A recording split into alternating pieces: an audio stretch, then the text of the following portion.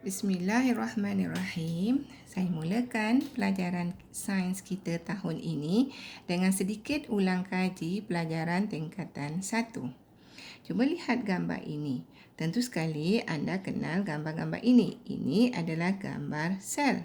Sel merupakan unit asas dalam benda hidup. Ini adalah sel haiwan, manakala ini adalah bentuk sel tumbuh-tumbuhan. Di dalam sel haiwan, terdapat struktur utama di tengah-tengah ini yang dinamakan sebagai nukleus. Kemudian sitoplasm ataupun sitoplasma, dan kemudian di bahagian luar ni dipanggil sebagai membrane sel dan juga ada struktur yang dinamakan sebagai mitokondria.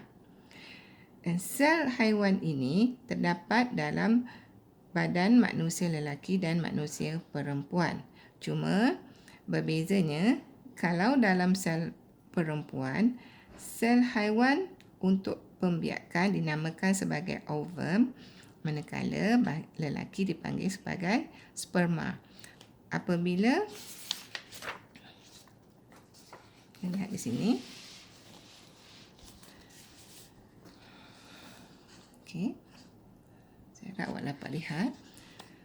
Apabila sperma bercantum dengan ovum, maka itu kita namakan sebagai persenyawaan yang telah berlaku. Apabila persenyawaan telah berlaku, maka terbentuk dinamakan sebagai zigot. Proses-proses selepas zigot terbentuk adalah proses pembahagian sel daripada 2 sel kepada 4 sel, kemudian membentuk pelbagai-bagai jenis sel lagi. Dan mula membahagi berulang-ulang untuk membentuk berboros sel yang disebut sebagai embrio. Okey, kita ambil contoh satu sel. Okey. Sel epitelium. Asalnya dinamakan sebagai sel epitelium. Sel epitelium ini apabila dia dalam bentuk kumpulan, dia mempunyai tugas khas. Maka dia dinamakan, sekarang kita tak panggil sel lagi, dipanggil sebagai tisu. Dan daripada tisu epitelium ini boleh membantu untuk membentuk organ perut. Jika organ perut telah terbentuk, maka satu sistem khas akan terbentuk, dinamakan sebagai sistem pencernaan. Dan bukan itu sahaja, bukan setakat sistem pencernaan, pelbagai-bagai jenis sel lagi akan terbentuk. Semua sekali ada lebih kurang ada 11 jenis sistem yang terdapat di dalam badan kita. Ya, dan kemudian barulah badan itu boleh menjadi normal dan membentuklah seorang manusia. Saya bacakan sekali lalu nama-nama sistem ini. Sistem peredaran darah, sistem respirasi, sistem pencernaan, sistem perkumuhan, sistem integumen, sistem otot, sistem rangka, sistem limfa, sistem saraf, sistem endokrin dan sistem pembiakan. Okey. Untuk lebih jelas lagi, saya tunjukkan gambar daripada buku rujukan lain pula. Okey.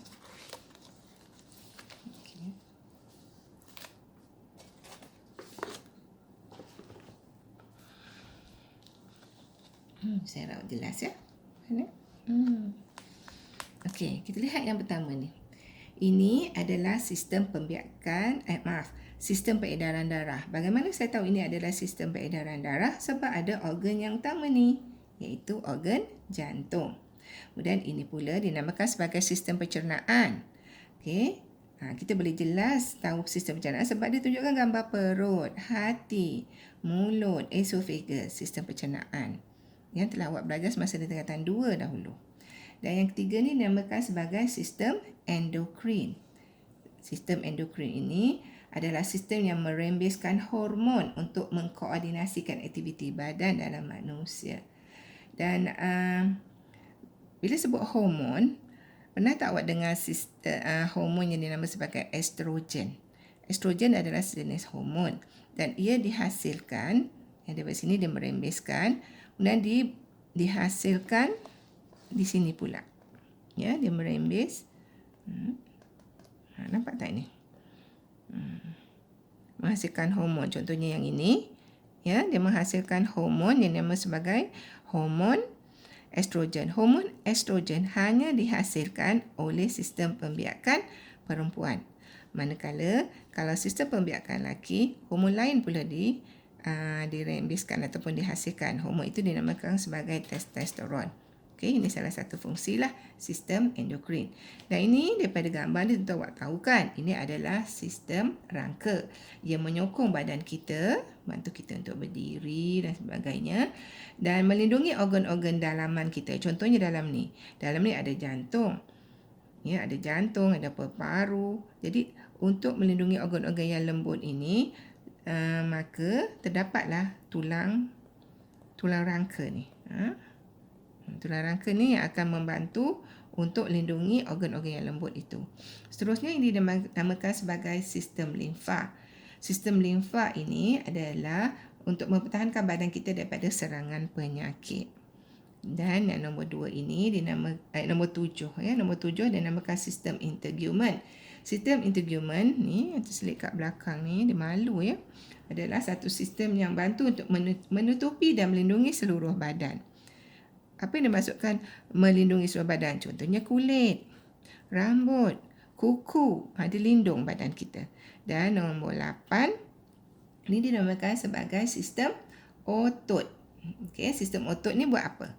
Sistem otot ni membantu dalam pergerakan badan kita. Macam-macam otot ada ni.